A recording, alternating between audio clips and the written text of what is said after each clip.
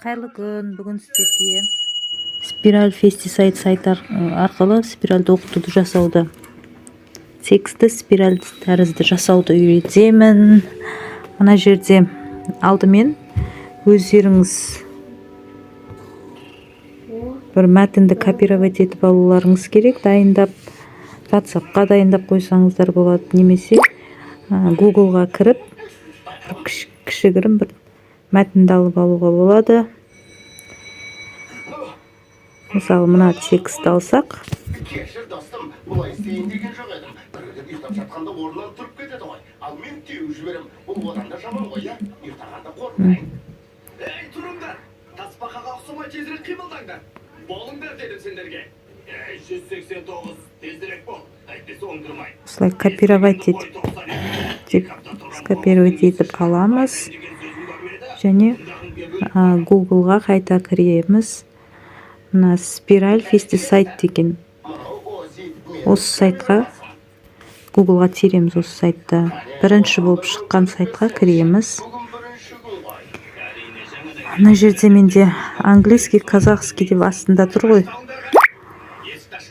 Осы қазақша болып көрсетеді. Егер осы жерін ауыстырып алсаңыздар, қазақша өңдеу деп тұр.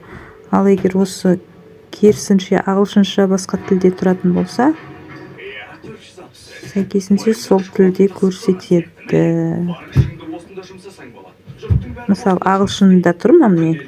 Ағылшында тұрса edit деп тұр. Қазақшасында тұрса, қазақшасын өңдеу деп көрсетеді. Қазақша немесе орысша тұруы мүмкін осы жер. Менде қазақша тұр екен, қазақша өңдеу деп тұр. Өңдеу дегенді басамыз. Немесе ағылшыншада өңдеу finish, аяқтау деп тұр, edit. Finish, мына жерге жаңа копировать етіп алған тексті ставить етеміз. Және мына жерде image дегеніміз сурет форматында шығаруға болады, және printable документ дегенді документ құжат ретінде шығаруға болады. Келесі circle дегеніміз шеңбер тәрізді, немесе egg дегеніміз жұмыртқа тәрізді етіп шығарады. Оны көру үшін preview деген біріншісін басу керек. Соны бассаңыздар, сізге жұмыртқа тәріздісін көрсетеді. Екіншісінде мына үш түрлі етіп шрифтін ауыстыруға болады. Мына қазақшасында уақыт деп тұрады, ағылшыншасында times міне. Мына түрін таңдасаңыздар болады. Мысалы, preview деп басқан кезде жазудың шрифті өзгереді. Бізге керегі times деген біріншісіне қойып аламыз. Кәдімгі times деген документ жасайтын шрифт. Келесі қатарда 32-ге дейін міне шрифтін ауыстыруға болады.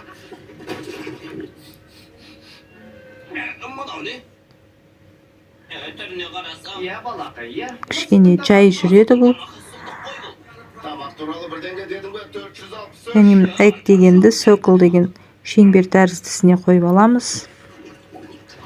Ал төртіншісінде A4 деп тұрған A4, A3, A5 формат документ етіп шығарып алсаңыздар болады. Мысалы, A5 десе кішкентай документтің A4 форматының кішкентай жартысы болып шығады. A4 деп таңдасаңыз, үлкен бір A4 бетіне, A4 парағының бетіне шығады. Шеңбер деген таңдадық. Preview деп басқан кезде ауысу керек қайта. Міне, шеңбер тәрізді болды. Қазақшасында міне шеңбер A4, уақыт 32 деп тұр. Алдын ала қарағанда міне ағылшыншасына қойса circle, times осындай жазулар шығады. Image дегеніміз сурет форматында, printable документ дегеніміз құжат форматында шығады. және жүктеу үшін download дегенді басамыз, немесе қазақшасында жүктеп алу деп тұрады. Алдын ала қарау, немесе орысша болуы мүмкін мына жерде, қазақский тегінің орнында. Download деп бассаңыз, документ сақталады. Неге? Өтіріңе не болған? Өзін табайын. Үйін сағынып жүрсің бе? Маймас едім. 32 мен кішкене үлкендеу болып кетеді екен документ форматы. Форматын кішірейт, шрифтің форматын кішкене кішірейтіп жазсаңыздар болады.